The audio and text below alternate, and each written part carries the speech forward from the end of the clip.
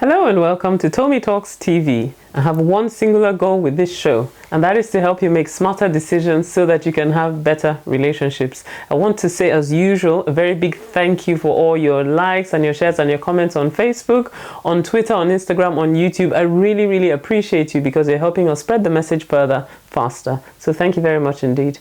Now, today I've got another one of your questions, and this one is short and sharp actually. It just says, is it advisable for a Christian woman to marry a man who has serious anger problems?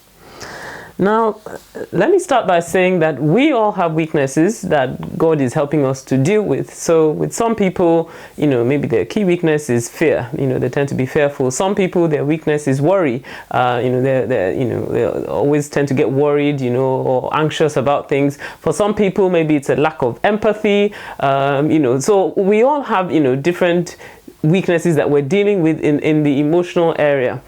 So anger is just another one of those weaknesses that people have to deal with.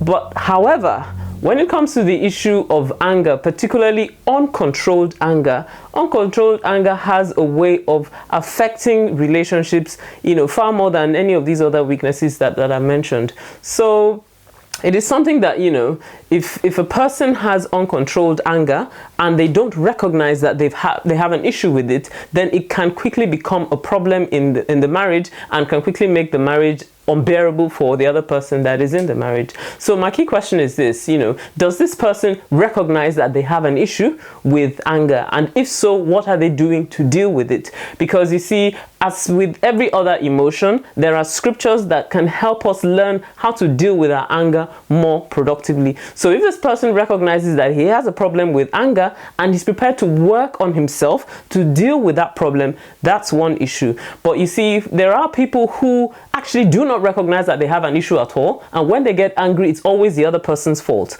And beyond that, not only do they always place the blame on the other person for their lack of self-control, but then they resort to other things like verbal abuse, physical abuse and all that. And those are key red flags when it comes to who you're choosing to get married to. So the question is this: does this person recognize that there is an issue?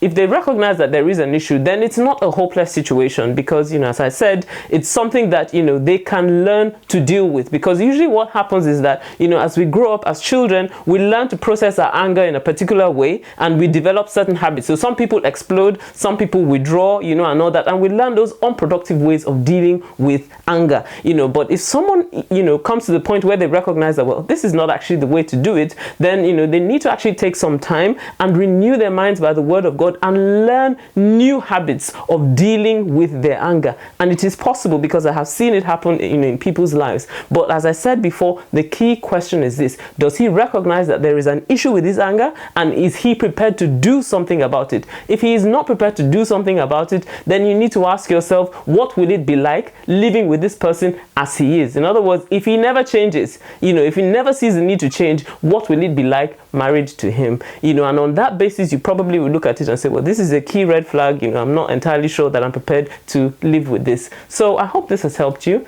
If this has helped you, then please leave me a message on Facebook, on Instagram, or on Twitter, or on YouTube, or wherever it is that you're watching from. And if you've got a question that you would like me to answer, then head on over to tomitalks.com/ask, and I'll answer your question next time. See you next time. Bye-bye.